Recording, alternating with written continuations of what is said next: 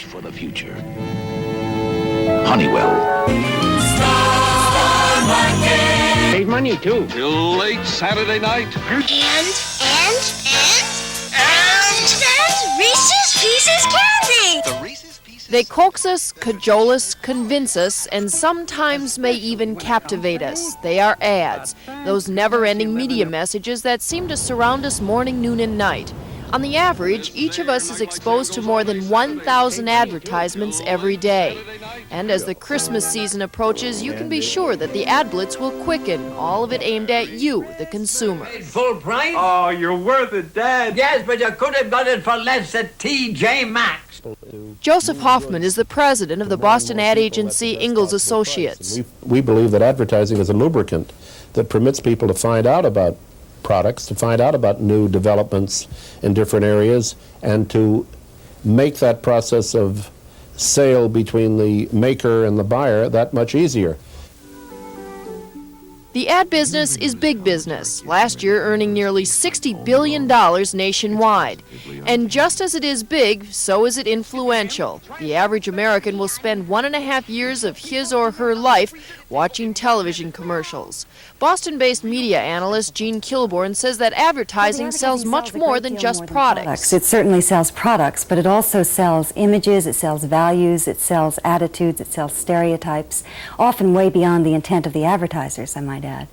And I think that advertising really could be considered the propaganda of this society, that it teaches all of us to be, above all, consumers, that happiness can be bought, that there are instant solutions to life's complex problems, and that products can fulfill us, can meet our deepest human needs. Though New York remains the nation's uncontested advertising capital, dominating 60% of the market, Boston's ad industry is booming. 10 years ago, no agency here had annual billings of more than $15 million. Last year, the top 5 Boston agencies averaged billings in excess of $53 million each. With staff numbering in the hundreds, the larger Boston agencies are taking on major national advertising accounts on a continuing basis. Arnold Rossoff is the president of Arnold & Company, one of the oldest agencies in Boston. Many of these companies have come back to Boston from New York agencies. And I'm talking about accounts that are spending 7- and 8-figure budgets. An advertising agency's job is to meet with our clients. We do his ads that are needed. We make layouts for ads. We write copy for those ads. And if it's broadcast, we are in the studios taping commercials and so forth. And on the way down, we zoom in on what we call a piece of art that depicts one of the shoes in the line of the commercials. Advertising agencies don't just make ads, they wage campaigns. Creating advertising is a complicated but calculated process. From initial concept to completed ad, every detail is meticulously planned and carefully orchestrated to create a desired effect. And creating the ad is only half the battle. The agency must determine where the ad will be placed and how often. It's a world of demographics and target groups, and in the end, it's the ad person's client who wants to know, for every dollar spent, exactly who was reached. Jack Connors, the president of Hill Holiday Connors Cosmopolis, says the combined efforts of an ad agency are directed at one goal. Ultimately, it's a business of developing a newspaper ad or a radio commercial or a television spot, and all of those energies are focused into a single creative product, 30 seconds of power, if you will. There's an extra toughness in trucks. Ram Tough. Dodge Rams are a new generation of pickups. Frames hardened with carbon steel, reinforced with 7 steel cross members. Bodies armored against rust with more galvanized steel in critical areas than any Ford or Chevy. 30 seconds of power. There is a growing, thriving, multi-billion-dollar industry directing its influence and imagination toward us, the consumer. At its best, advertising can inform and entertain. At its worst, it can manipulate and control. It's as much a part of our lives as the products it pushes. Sometimes we're aware of its influence. Sometimes it reaches us when we are not aware at all. What you're doing is communicating and creating a desire. Now, when you say something like that, people think you're a huckster and you're trying to develop a need that doesn't exist. In some cases, you're doing that. But in other cases, you're making it possible for people who have the wherewithal and the need to maybe discover that they do have a need that they weren't even sure they had. We're so surrounded by these images and by these values and by these attitudes, but it's a really cumulative unconscious impact, and none of us very few people are really paying close attention to it, and it's from that in that position that we really are much more deeply affected. It's the unconscious material in our lives that really has the most power over us. Where your fashion dreams come true.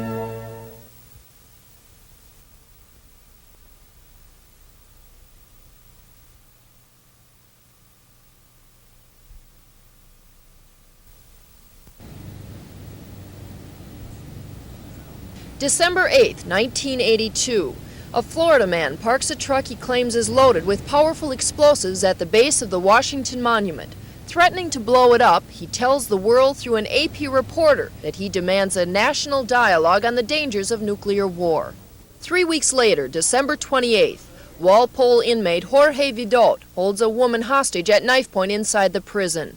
Demanding to speak to a reporter, his complaints are eventually broadcast live on television and printed in the newspapers. I repeat, these are his exact words, and that was the agreement. These are extreme examples of people trying to manipulate the press for their own benefit, to hold the press hostage, so to speak, until their demands are publicized. But many examples of people trying to use the media are benign, sometimes even justified. Consider the case of Jamie Fisk. October 28, 1982. 11-month-old Jamie Fisk lies in a Minneapolis hospital, a victim of a rare liver disease. If she does not receive a new liver within weeks, she will die. In his fight to save his daughter's life, Charles Fisk manages to arrange for an unprecedented appearance before a national meeting of pediatricians in New York. His dramatic plea is covered extensively by the press, and overnight, the Fisk search for a liver donor becomes a national story. Perhaps you'll be able to remember that Jamie is depending on a liver to survive. The media coverage of the story grew to overwhelming proportions, with national television and print reports daily. Fortunately, it all paid off. A liver was found and little Jamie's life was saved. Though the chances are that she would not be alive today if not for all the press coverage, the story does raise questions about access to the media for whatever cause. What about the hundreds of other families with children like Jamie who, for whatever reason, could not attract the press to their stories? Was Charlie Fisk really appealing to the doctors in New York, or was he trying to catch the attention of the television cameras? Channel 5 News Director Philip Balboni. Well, I don't think Mr. Fisk was taking advantage of the press. It's true that he had a certain degree of sophistication about the media. I think he was looking for a way to help his little girl, and he realized that the media could be helpful in this. Television critic Monica Collins applauds the courageous efforts of Charles Fisk, but says that the role of the media in covering stories like his needs continual examination. What troubles me, and what might trouble some people at the end of this, is suddenly you think of the people that fall through the cracks, the people that don't know how to push the right buttons, the people who can't speak well on camera, the people who might call the Channel 5 assignment desk every day to ask to have their stories covered, and are turned down. While Jamie Fisk caught the headlines, the story of little Jorge Saravia received only minimal attention. Like Jamie, Jorge needs a new liver to survive. The question is, why does the media respond to a person like Charles Fisk while other parents receive no attention? And if Charles Fisk managed to use the press to help his family, didn't the press also use the Fisk family to attract viewers and readers? If there's any manipulation here, it may be a very mutual affair. Nancy Fernandez covered the Jamie Fisk story for NBC National News. We cover a story like Jamie Fisk because it's a human interest story. It's the kind of story that television does very well. But I think it's fair to say that it's an example of a national problem. There just aren't enough donors to go around, and there are too many victims. I mean, I don't know where you draw the line. You do one Jamie Fisk story and there are 1,000 Jamie Fisks out there. Since the 1960s, a growing number of citizens have come to recognize the power of the media in helping them get their stories across. Natick resident Gerald Ashley is one of them. His repeated attempts at working through the proper channels to get the United States government to allow his Soviet wife into the country were all unsuccessful. He decided to take his case to the media. After sending out a press release containing letters and a fact sheet stating his case, he was interviewed on the Channel 5 News. Within days, he got word from the United States government that his wife's immigration papers were finally being processed. I did not want to call a lot of attention to myself, but what I wanted to do was to get my situation resolved. The media has an incredible amount of power, and all I really wanted to do was to get certain people who were not performing their responsibilities to simply do so. Hyde Park resident Gary Grady has a similar story. After 8 years of struggling through the proper channels to get his Amerasian son out of Vietnam, he too decided to take his story to the press. You're still trying very hard to get Mrs. Grady's son out of Ho Chi Minh City. Why has it been so difficult? Well, Ted, I'd like to have an answer for that. Within 2 months of this appearance on ABC's Nightline, authorities finally processed the necessary paperwork, and the Grady family was able to bring their son home. I think to this day that Nightline helped our case. It opened up a very good channel in getting him here. I felt because our case was so confused with the paperwork that I had to use every outlet I could find. What Charles Fisk, Gerald Ashley, and Gary Grady have in common is happy endings to their stories, brought about in part by their ability to get their messages out via the media. Their stories, of course, were dramatic, timely, and appealing to the public, all elements highly attractive to the competitive news media. News people saw a good story and went with it. Still, the question remains, how many good stories are never told simply because someone didn't have the expertise to get himself into the news? The media outlets have to examine these things carefully. 30 seconds exposure to millions of viewers is going to get millions of responses. And I think they might have to be careful about elevating someone and not doing, I think they might have to be careful in their choices of who they choose to help in this way.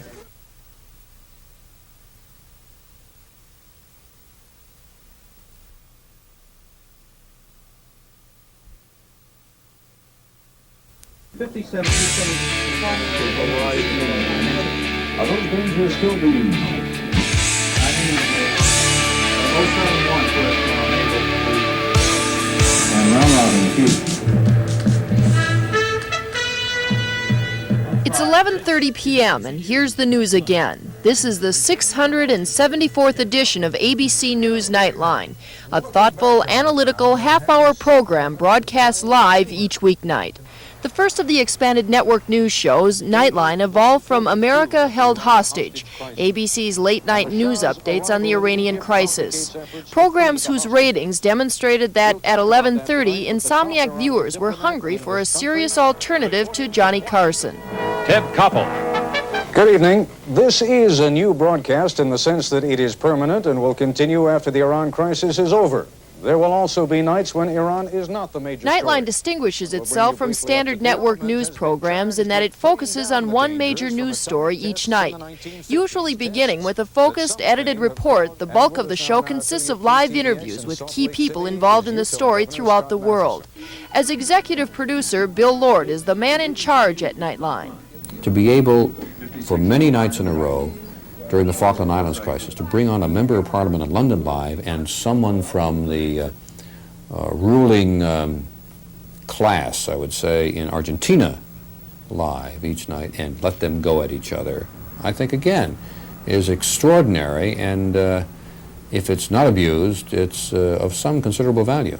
Joining us now via satellite from Moscow, Gennady Gerasimov. It is generally agreed that what makes Nightline work is the man at center stage. More than just another news anchor, Ted Koppel is a master of the live interview. On Nightline, he acts as a reporter on the air, discussion leader, referee, and when the impulse strikes, outspoken commentator.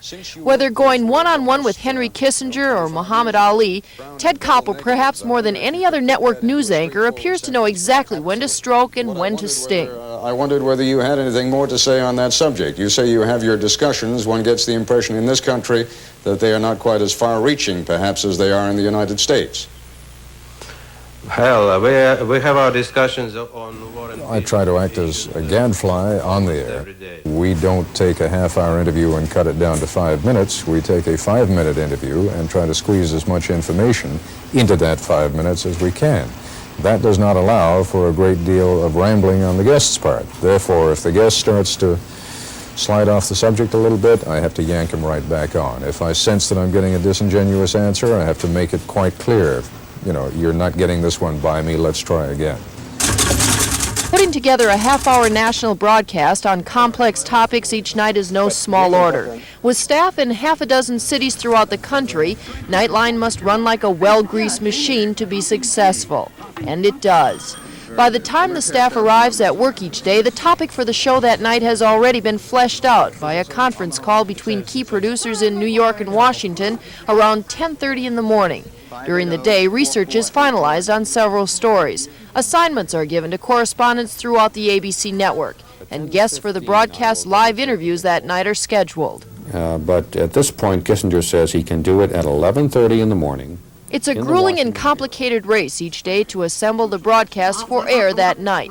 But even the most well-planned programs here are at best tentative until the last possible minute. Occasionally things then happen as late as 8 or 9 o'clock at night, and even that day's story that we decided upon at 10:30 in the morning gets dumped. So frequently we will have done essentially all the planning for 3 programs in one day. And 2 of them get dumped and never see the light of day, and the 3rd one gets on. Chrysler union workers voted today to take a strike for next year. When most of us are winding down after dinner at home, the pace here at Nightline is picking up. The program for this night will involve 2 live interviews from Utah, another from Los Angeles, with Ted Koppel conducting from Washington. All of them will be linked up via satellite to this master control room in New York, and eventually over the airwaves to our TV sets. It's a complicated and expensive technical feat that the staff here pulls together nightly, live. 10 seconds. Okay. Stand by to resolve war special. Stand by to zoom into Chronicle. This is ABC News Nightline. Reporting from Washington, Ted Koppel. Good evening. Looking back on it now, it has some elements of gallows humor. Consider, for example, that back in 1950... The live aspect is the best part of it because it's the part that can go terribly wrong or wonderfully right. And that's like walking the high wire every night.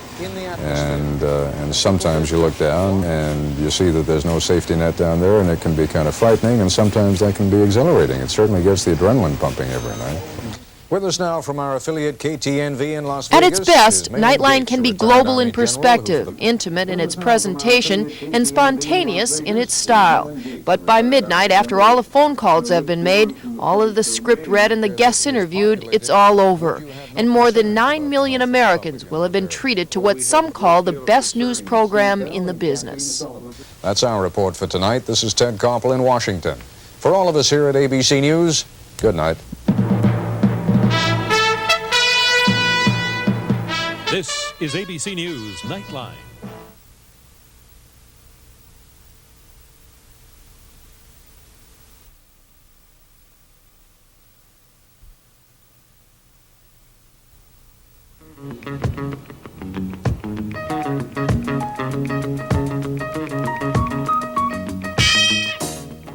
While the rest of the country has been crippled by a shrinking economy, Massachusetts has congratulated itself for being recession-proof, a state with a growing economy and relatively low unemployment. For the past 2 years, experts have pointed to the phenomenal growth in the state's high-tech industry as an indication of relatively good times for Massachusetts workers. But that rosy picture may be a thing of the past. Though the annual unemployment rate here is below the national average, today's figure of 7.2% in Massachusetts still means that 223,000 people here are out of work. Betsy Munzer is the Director of Job Market Research for the state's Division of Employment Security. Well, there is no doubt that the national recession and its impact on Massachusetts are severe. We have seen practically no employment growth for a year. That's a long time. If you work in manufacturing in Massachusetts, you may be in trouble. Nearly 40,000 manufacturing workers lost their jobs this year statewide. Framingham's GM plant just closed, throwing 3,400 people out of work. Uniroyal closed its production facilities in Chicopee earlier this summer, letting go 1,400 workers. Aerovox of New Bedford laid off 200 people this year, and American Optical of Southbridge another 63. But the cutbacks are not limited to the manufacturing industry alone. First National closed 52 stores this summer, letting go 4,000 employees. Even high tech, once the boon to the Massachusetts economy, has been humbled. CompuGraphics laid off 300 of its workers this summer, and Digital, one of the state's largest employers, just imposed a 3-month wage freeze to avoid any layoffs. High technology products are not sold so much here in Massachusetts as they are in the rest of the country and in the rest of the world. The world has endured pretty much a 3-year recession. Right this moment, nothing is growing very fast. Though Massachusetts may be better off in this recession than many other one-industry states like Michigan with its autos and Ohio with its steel, there are areas here that are especially hard hit. Take the old mill towns in southeastern Massachusetts. Manufacturing is the lifeblood of the economy there, and it's an area that's been especially hard hit by the recession. As a result, the layoffs continue, pushing the jobless rate in cities like New Bedford higher than anywhere else in the state. Earlier this year, the unemployment rate in New Bedford hit 14%, well above the national average. Today, more than 10,000 people here are pounding the pavement. Irene Souza is the supervisor of the local division of the Employment Security Job Service.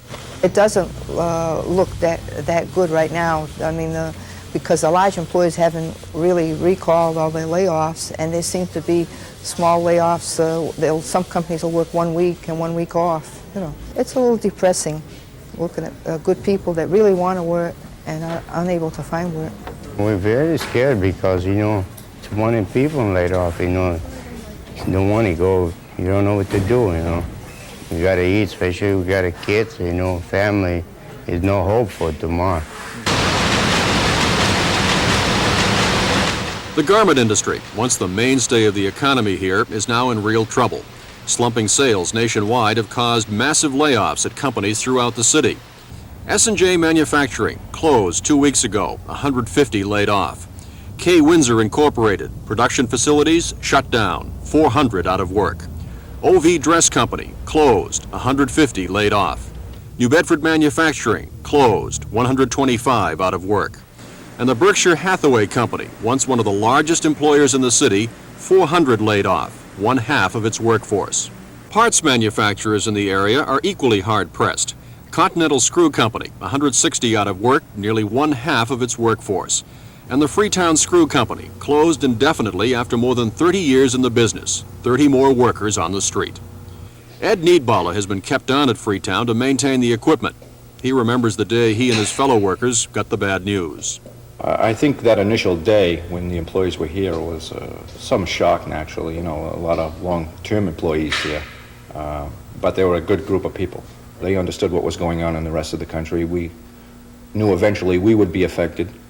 Maybe not to that degree, but it was accepted anyway. The men are still hopeful that someday we'll revive it. Always looking ahead that we will reopen and walk through the doors, press the buttons, and off we'll go.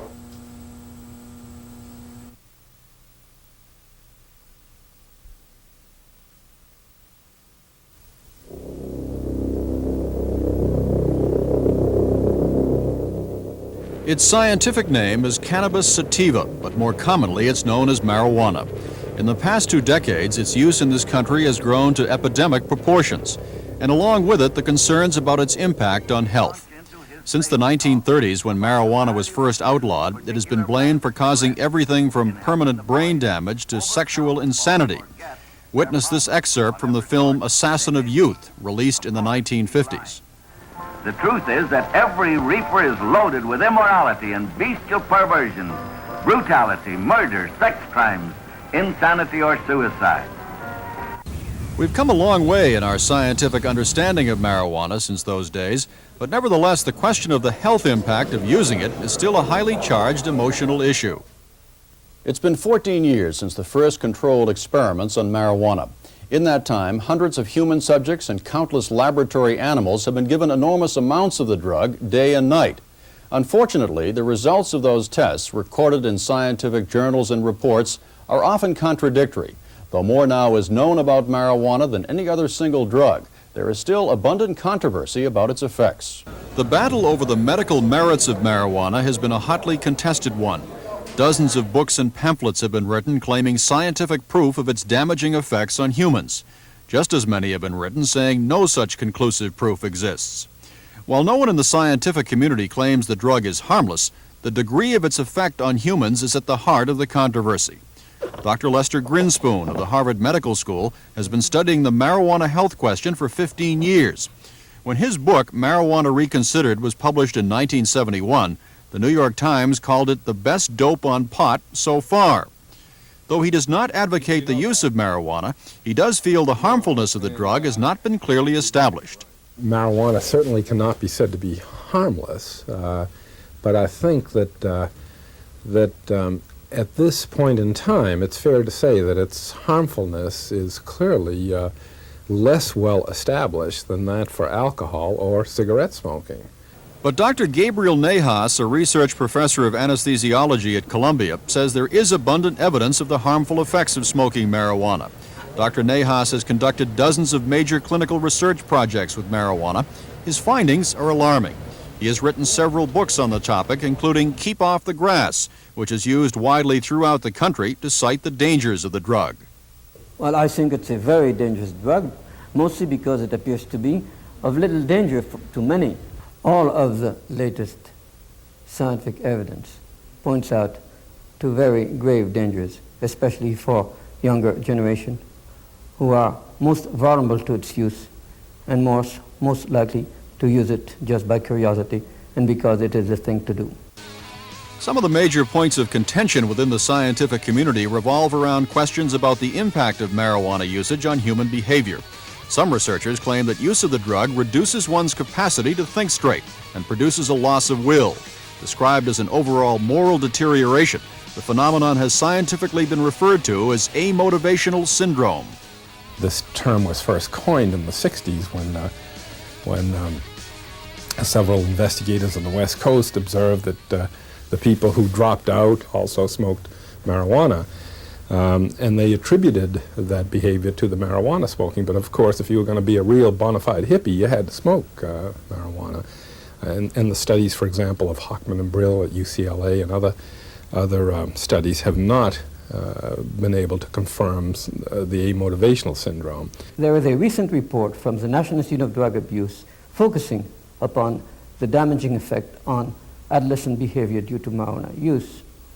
And one of the main concern is this production of a lack of motivation among those people. They don't care anymore to compete in school events or in improving their knowledge in all those areas which are so important for the future. There is also disagreement about marijuana's physical effect on humans. One of the major areas of dispute has to do with the drug's impact on chromosomes and its potential for causing birth defects. Though no one advocates using drugs, including marijuana, during pregnancy, the proof of pot's impact on childbirth is contested.